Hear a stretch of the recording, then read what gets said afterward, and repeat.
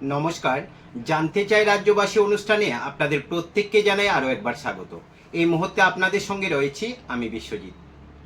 আজকের এই অনুষ্ঠানটি স্পন্সর করেছে বিনোদ ডালমোট, চানাচুরের একমাত্র ঠিকানা। তাছাড়া বিপুল নিউজ পেপার এজেন্সি, আপনার বাড়িতে খবরের কাগজ পৌঁছে দেওয়ার বদ্ধপরিকল্প। যোগাযোগের নম্বর 8787481556 অথবা 6009474098। আমরা প্রতিনিয়তই কোনো না কোনো ঘটনা আপনাদের সামনে তুলে ধরার চেষ্টা করি। আজকে আমাদের আলোচনার মূল বিষয় হচ্ছে বুড়ো বয়সে ভীমরতি, 6 বছরের নাবালিকা শিশুকে শারীরিক নির্যাতন, 60 বছরের বৃদ্ধের দ্বারা 6 বছরের নাবালিকা শিশুকন্যাকে শারীরিকভাবে নির্যাতন।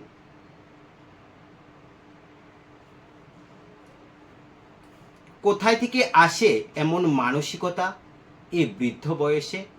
এই বয়সে সাধারণত মানুষরা হরির নাম জপ করে, আর এহেন কিছু পাষণ্ডদের জন্য বা এহেন কিছু নরপিচাসদের জন্য আমাদের এই সমাজটা কলঙ্কিত হচ্ছে।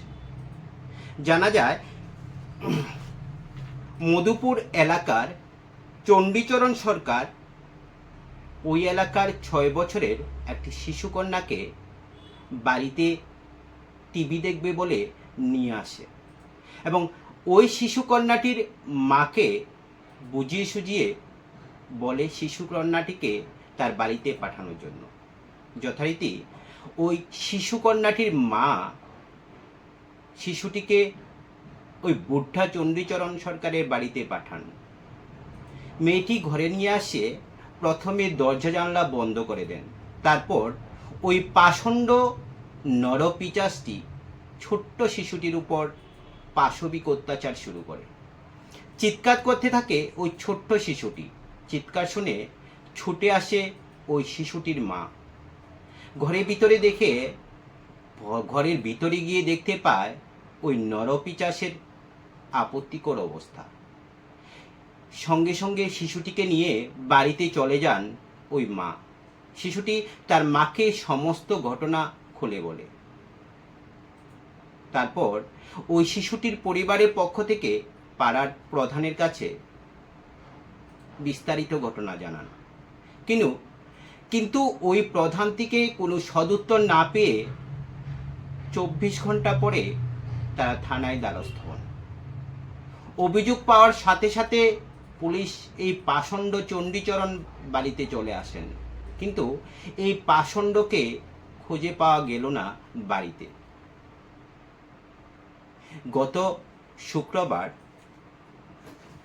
শিশু সুরক্ষার আধিকারিকগণ ওই শিশুটির বাড়িতে আসেন এবং পরিবারের লোক থেকে খবর নেন এবং পার্শ্ববর্তী এলাকা থেকেও খবর নেন।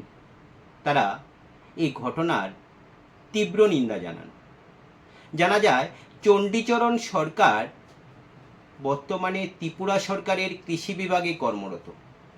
একজন সরকারি কর্মচারী হয়ে কিভাবে এই নর পিচাসের মতো কাজটা করলেন?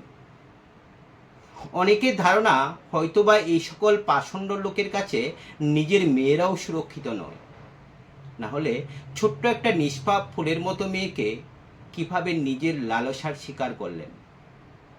আর এহেন লোকদের কঠোর থেকে কঠোর শাস্তির দাবি উঠেছে বিভিন্ন মহল থেকে।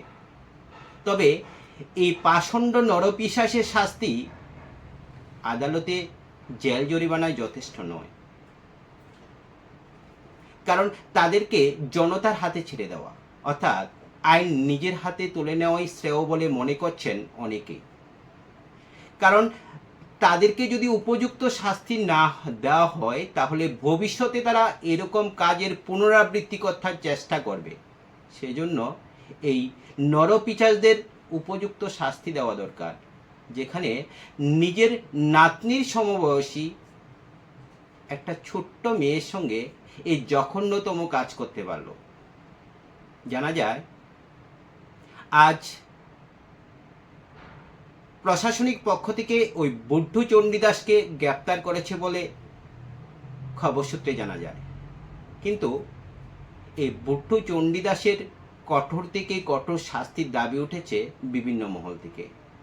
কারণ এই সমস্ত নরকীটদের জন্য আমাদের সমাজে মেয়েরা বা বোনেরা নিরাপদে থাকতে পারছে না, রাস্তাঘাটে ঠিকমতো চলাফেরা করতে পারছে না। শুধুমাত্র এহেন কিছু লোকের জন্য আমাদের সমাজটা কলঙ্কিত হচ্ছে, আর এহেন কিছু লোকের জন্য সমাজের মানুষ